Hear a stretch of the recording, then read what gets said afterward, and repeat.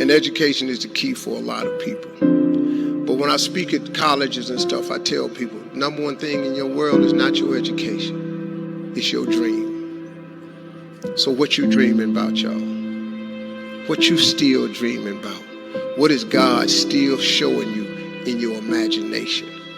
What are you so afraid of? Why would you not take that leap and go for it before you mess around and die? Why would you not go and see what God really got for you before you leave this world?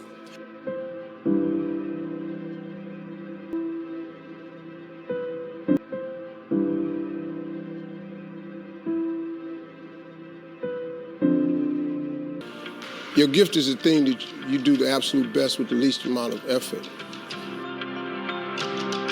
I want to tell you something that can help enrich your life. It's a sure sign from God that he ain't through with you because he wakes you up in the morning. When he's done, you won't wake up no more. But as long as you're waking up, that means he has something for you that he hasn't been able to give to you for whatever the reason. I'm going to help you get to that reason a little bit quicker.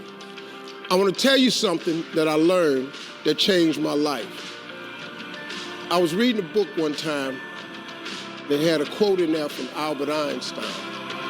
And Albert Einstein said, "Imagination is everything.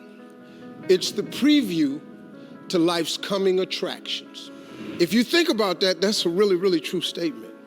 Because everything you see in this world came from somebody's imagination. Everything. Somebody was talking on the phone one day, on that wall phone, connected to the cord, and tried to walk, and it didn't go no further. And he wanted to just go outside and get something out the car. He said, somebody said, "You know what? I wish I could take this phone outside." Everybody in here got a cell phone. It was in somebody's imagination. Somebody imagined that. Somebody imagined everything. Somebody got tired of walking. Somebody got tired of driving cars. Somebody said, "We're gonna fly." You're not finna fly. Everybody in here done been on a plane. See, your imagination is the evidence of things not seen. You know why they call it the evidence of things not seen? Your imagination, you the only one can see it. You're the only one can see it. See, so all this stuff you've been imagining was not some hocus pocus. When you imagine stuff, it's actually God showing you a preview of a coming attraction he has for you. That's what your imagination is. Why do you keep imagining yourself with a second home? Because God wants you to have a second home. Why do you keep imagining yourself in a supervisory capacity on another job? Because God really wants you to have that. Why you keep dreaming of opening a business one day? That's because that's what God really got for you. And he put it in your imagination. The problem with your imagination, though, is you tell it to the wrong people.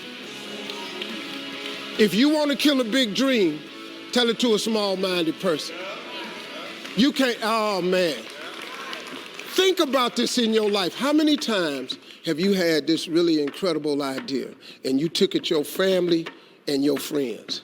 You shared it with them and they shot it down. You know why they shot it down? Because they couldn't see it. Because God didn't put it in their imagination. He put it in yours. It was your evidence of things not seen. See, all this stuff you've been imagining, you ought to start working on it. Because that's what God really got for you. Your real life is in your imagination. I'm here to tell you that. You think I'm here by accident? I'm here because he put this in my imagination when I was 10. When I was 10, he showed me I was going to be on TV. That's all I ever wanted. The assignment when I was in the 6th grade was everybody write their name on a piece of paper and write what you want to be. You know what I wrote on my paper? I want to be on TV. Now, the problem I had, though, was I used to suffer with a serious stuttering problem. I couldn't talk outside my house. I stuttered for years.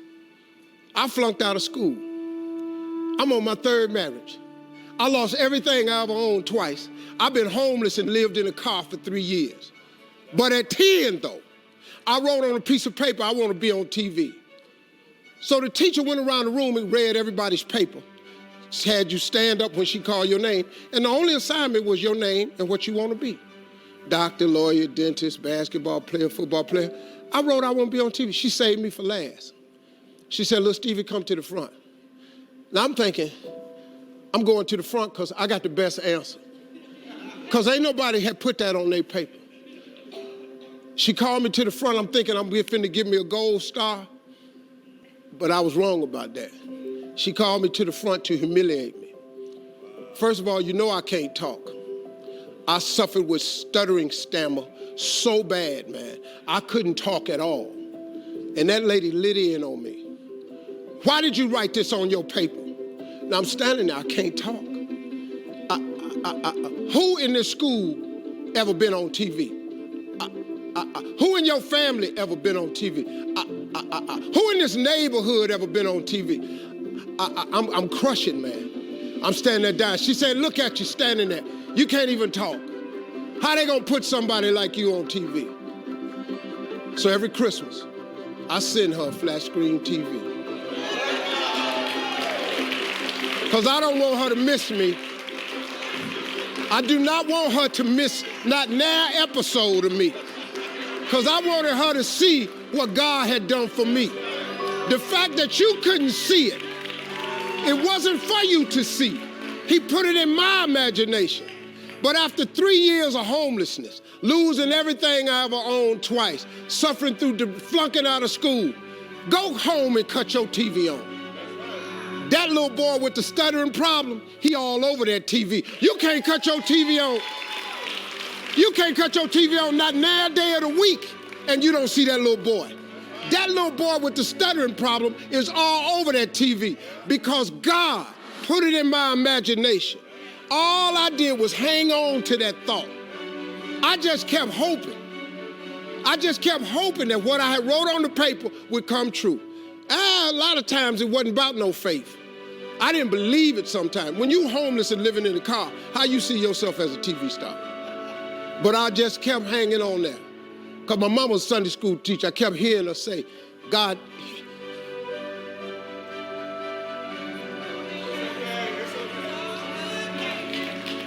didn't bring you this far to leave you. God didn't bring you this far to leave you. Why do you think he keeps waking you up?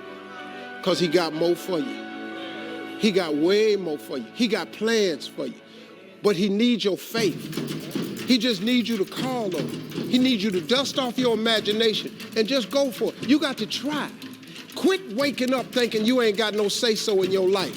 You have a choice in this matter. You can't stop what happened to you, but you can doggone sure do something about what happened to you. Life is 10% what happened to you, is 90% what you do about it. Somebody in your family gonna die.